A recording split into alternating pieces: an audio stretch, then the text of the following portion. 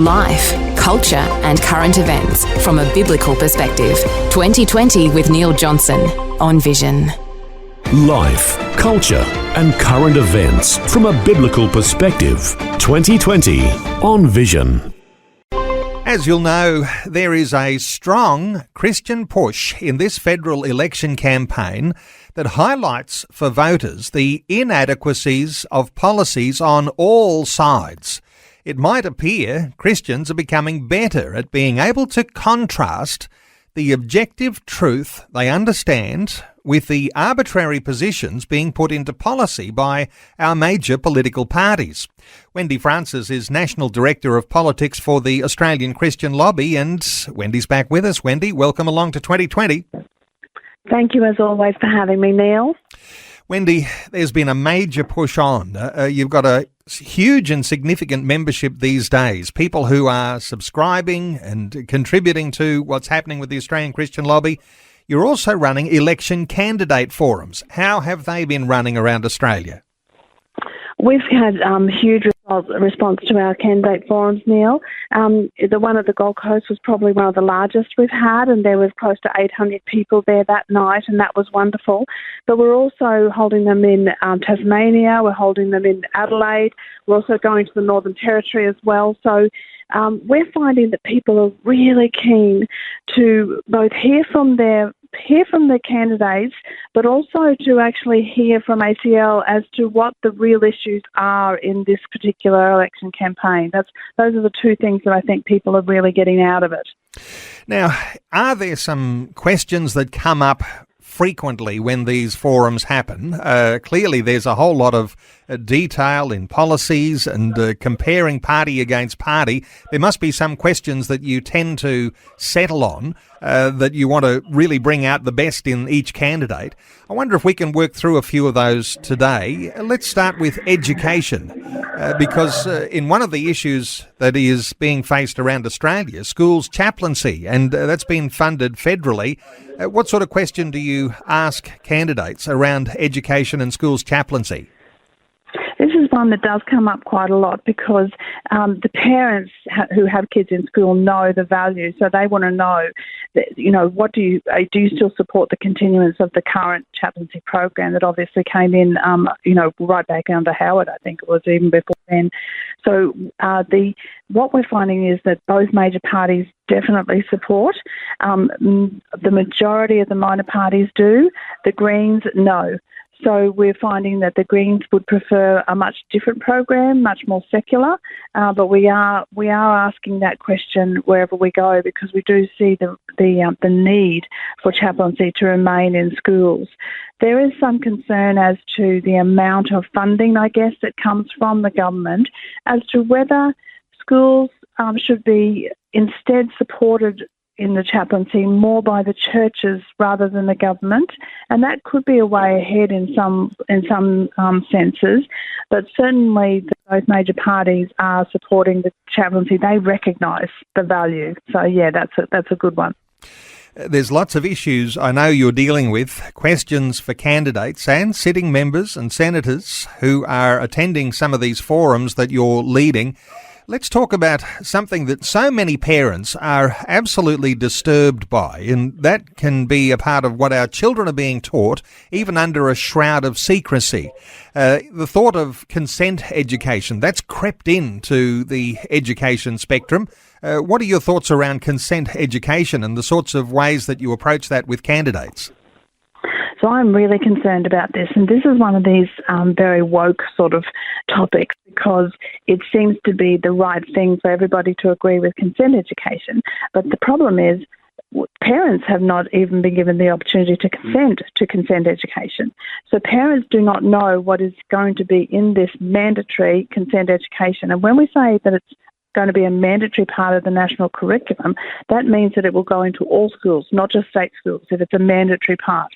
And the concern for me is that just because a young child says yes, or we put this responsibility into their hands, you can say yes, you can say no.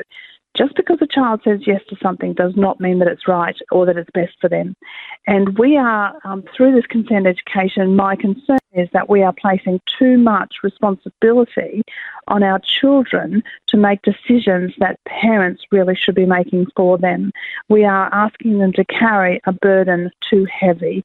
And so what we're asking the government and what we're asking the opposition and all of the minor parties is, will you allow parents to actually look at this consent education and give their consent for it to be taught to their children, and not just try and, bypass the parents and remove the parental rights that we have so long held on to in this nation, because that's our concern, that these parental rights are actually being whittled away, and we will fight against that. So a concern here is that there are woke activists who are contributing to the curriculum around consent education, and that's the fear, isn't it? And parents not being consulted. So you're asking parties to make sure that their side wants to consult with parents rather than just lording it over and telling parents to sit there and be quiet. Correct. We believe that the parents are the ones who should be responsible for the moral education of their children, and they are the ones who will know whether something is too explicit for their children, because children can accept things on a different level and at different ages as well, and parents are the ones who know what would be too much for their children, or even what is appropriate for their children, or what their children need in terms of this sort of education. And so just a blanket approach saying we're going to actually outline all this explicit stuff to children at certain ages, that is not the right of our schools or our government. That is a parent's right. Wendy, what are the candidates saying in these forums? The majority of them saying, yes, we agree with you, there's a good position there, the Christian lobby's on the money, or are there candidates standing up in these forums and saying, you've got no idea, we need to teach these kids about consent, not because we've consulted with parents, but because of what the experts say? There's more the latter, Neil, unfortunately, because what they're saying is information is power. And so we need to give the children this information so that they can make their own decisions. But I disagree with that the children at young ages should not be burdened with making some of these decisions, because they're not actually able to weigh up the consequences of some of these decisions. They are too young, and we shouldn't be expecting them to make some of these decisions. So parents are the ones who know what is right and what is best for their children, and so they still should be the ones making the decisions. Imagine if we allowed our children to decide what they were going to eat, and that they could decide what was best for them as far as meal planning. You know, we could end up with just McDonald's all the time, or we could end up with Slurpees at every meal. You know, and when we don't put these decisions onto our children because we know what's best for them. How much more if we do something in such a basic sort of thing as eating, how much more important is it for parents to make decisions over sexuality and these big decisions and not burden our children with okay, if you say it's okay, it's all right, it's just consent. Just because a child says it's okay does not mean that it's okay for them. Of course, some of these things come under the jurisdiction of the state, but when you've got issues around consent and all these sexuality issues that we keep talking about, these do have a federal dimension, as does the national curriculum, because while the states might be administering schools, the national curriculum has been part of what you've been concerned about too, because there's this diminishing or watering down of Australia's Christian heritage and our values. What have you been asking candidates around the national curriculum issues? So with the national curriculum, and the consent education comes into this, of course it crosses over because it's part of it, but what we really want again is we want the process of further consultation, because what we found is there was some consultation and back in 2021, and there was huge concern from parents about aspects of the curriculum. Certainly they were worried about some of the questionable facts around our heritage. Certainly, the removal of a lot of Australia's Christian heritage and values that's been removed from the Australian curriculum. There's been a number of things that have been identified and raised, but it seems like that consultation, even though that happened, it doesn't seem like those recommendations have crept into the review. And some of this has been because of changes within the ministers who have been looking after education. So Alan Tudge was looking after education, and that's all changed as well.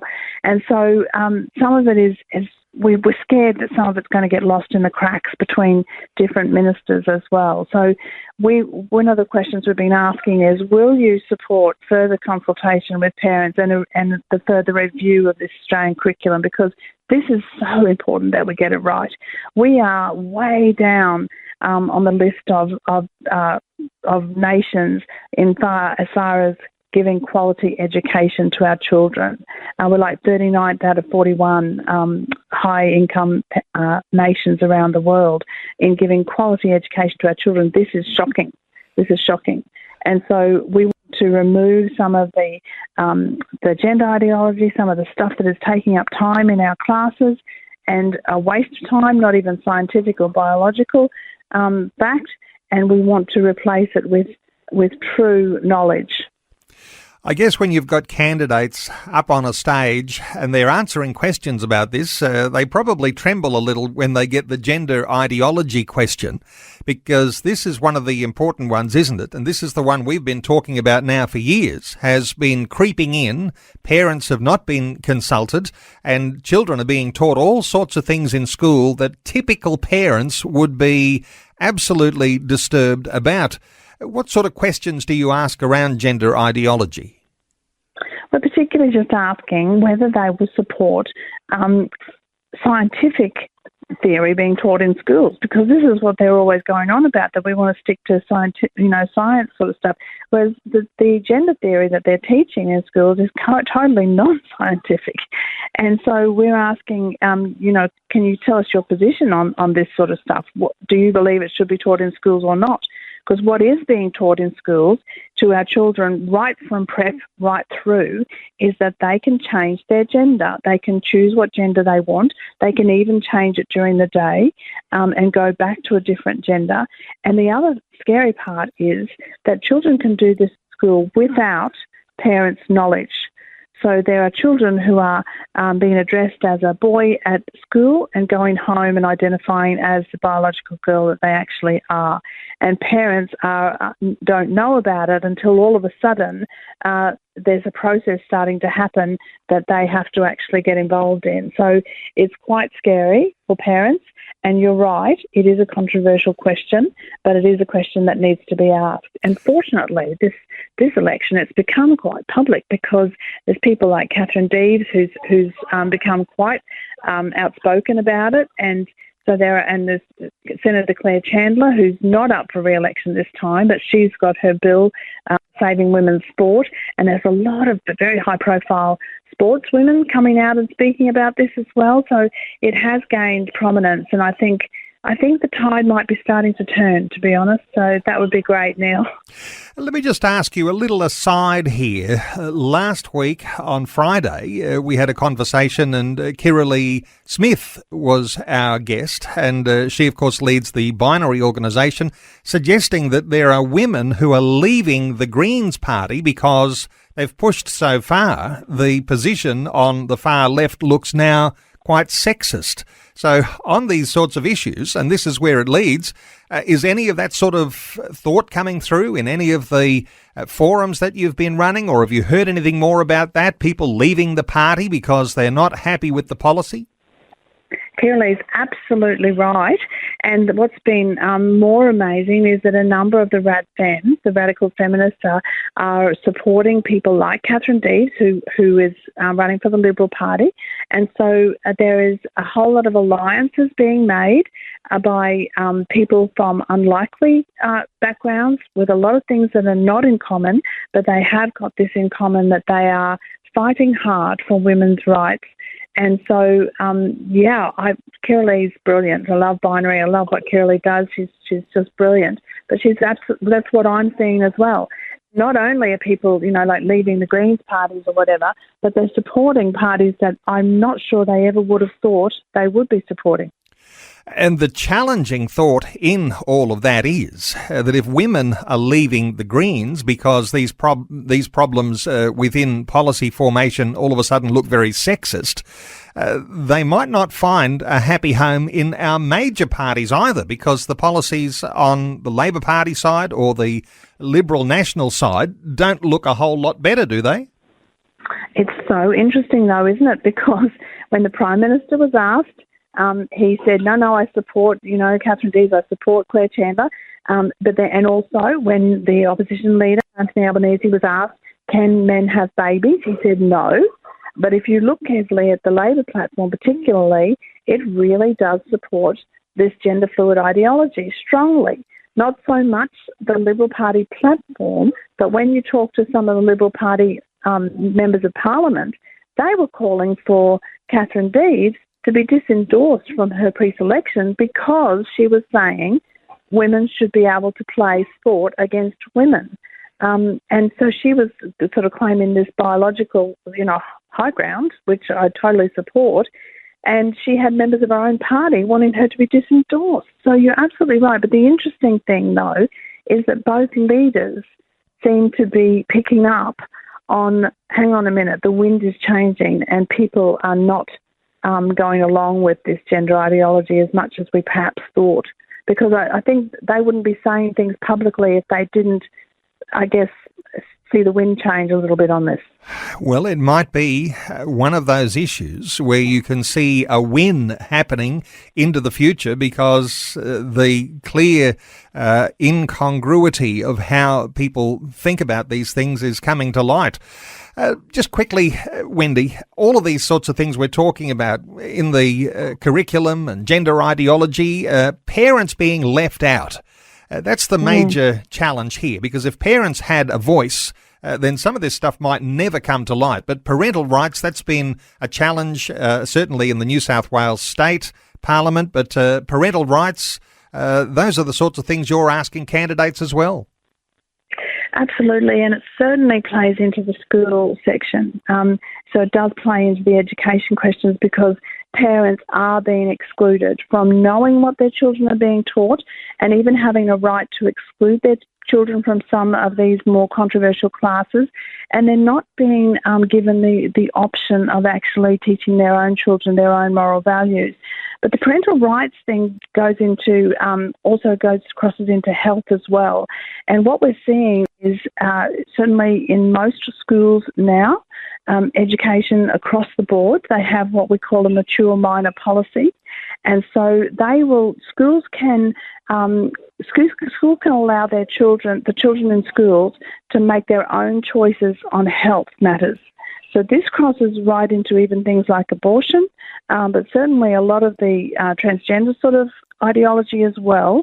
It crosses into that because what the schools are saying is that even though a child might be below the age of being able to make decisions, children can make health-related decisions at school without parental consent or acknowledgement because of this mature minor policy. So they say if the child understands what they're making the decision on, then they should be allowed to do that at school. We are totally against that. And what's more, it goes further. This parental rights is a big issue, Neil, so I'm sorry I'm talking so much about it, but there's a big issue because it also crosses into the My Health record. So the parental rights as far as My Health record have been completely stripped in that the My Health record policies now restrict parental access to their children's health record at age 14. So at age 14, a child can have their own health record, and parents do not have an access to that. So again, what I would say to that is that it's terrible for parents because we're stripping parents' rights, but it's very unhelpful for Australian children because Australian children at the age of 14 should not be left to carry health decisions because it's a burden that they are actually too young to handle without their parents' advice and their parents' help on that. And so this parental rights is a big issue that voters and anybody listening really should be aware of, that this matters in this election because it crosses over so many different areas. Well, when you've got policies that are inconsistent with science and inconsistent with common sense, somehow or other, when you pass the ball on to someone else because this is a hot potato, let's put the responsibility on the kids. So empowering parents is going to be one of the challenges here because at the moment, all of the things that we're talking about today seem to be all about disempowering parents. So it's parents, if you've got children, be concerned about these things. What's your encouragement, Wendy Francis? You're the National Director of Politics for the Australian Christian Lobby. How can parents get a little bit more informed here? Because right now the wool is being pulled over their eyes and so many are not even aware of these things. That's right. So there's a couple of things. Certainly for this election, and this is a very short-term thing because the election will happen within a few weeks now, a couple of weeks.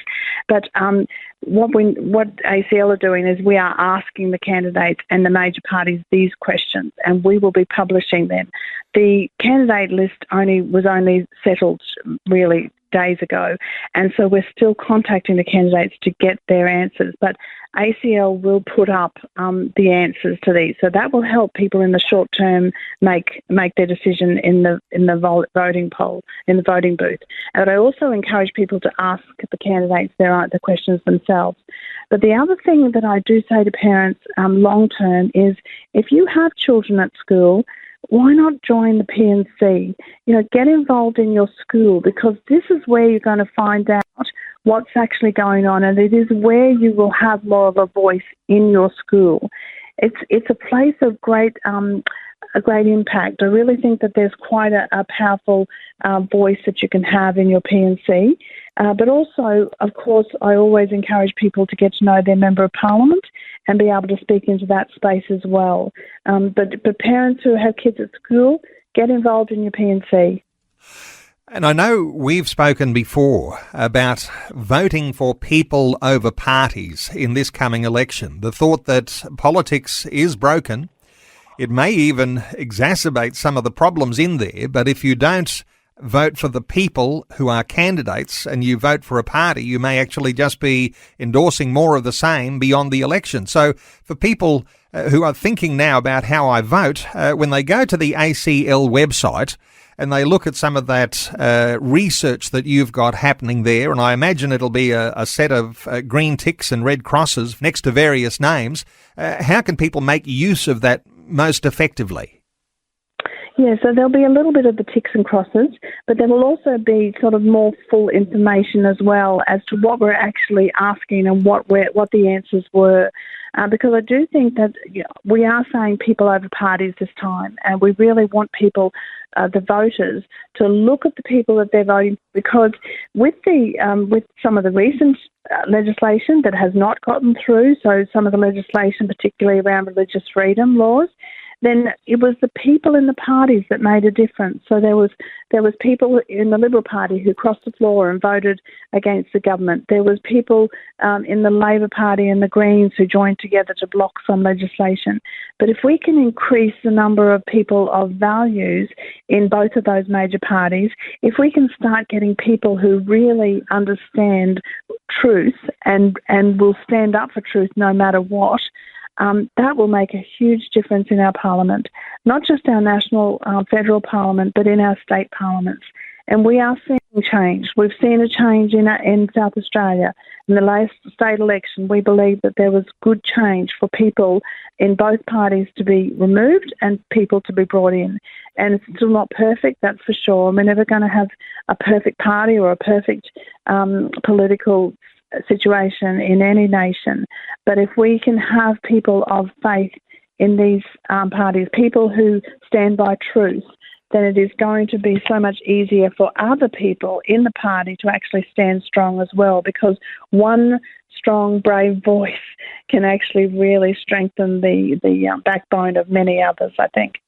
And is it the case, Wendy, that candidates for an election are actually very open to talking to the constituents who'll be voting for them? So if you try and make an appointment to see your candidate or your local member, or if you're picking up the phone to talk, or if you're sending an email, they're open to that this time of a campaign. They absolutely are, because they, particularly if you are part of their electorate, they 100% are, because they know that, some of the electorates that we are voting in around Australia, they're down to as little as 400, 500 votes, the difference. So they know that every vote really does matter, and one person's vote affects a whole lot of others, because you'd often find that within a family group or a church group or even a Lions group, you're going to find that one person who is vocal and has met with their candidates and can share the information, then it does affect a whole lot of other voters. So at the moment, the candidates are very keen to meet and talk. If you find a candidate who's not keen to meet and talk, then that's a real worry, because if they won't even meet with you before the election, you can actually bet your bottom dollar they won't meet with you after the election. So, the candidates at the moment are keen, and they're not hard to find. You can easily find them even just by a quick Google search, but you certainly will be able to find them on the ACL website as well, because we're putting up all the candidate email addresses so that you can contact them. Find out, ask the questions that are really important to you, because that's how you should be voting. Well, so many listeners are soaking in the insight and advice that's coming from your organisation, the Australian Christian Lobby. Wendy Francis, I'll point people to the website where they can get some of that wonderful resource to be able to be informed before time to cast your vote. acl.org.au, the Australian Christian Lobby website, acl.org.au. Why don't you test them out and see if they've got your candidate in your electorate there listed, and some detail about how they vote. acl.org.au. Wendy Francis, the National Director of Politics for the Australian Christian Lobby. Wendy, thanks so much for sharing your thoughts and insights with us today on 2020. Always grateful for your program, Neil. Thank you so much. Thanks for taking time to listen to this audio on demand from Vision Christian Media. To find out more about us, go to vision.org.au. Thanks for taking time to listen to this audio on demand from Vision Christian Media. To find out more about us, go to vision.org.au.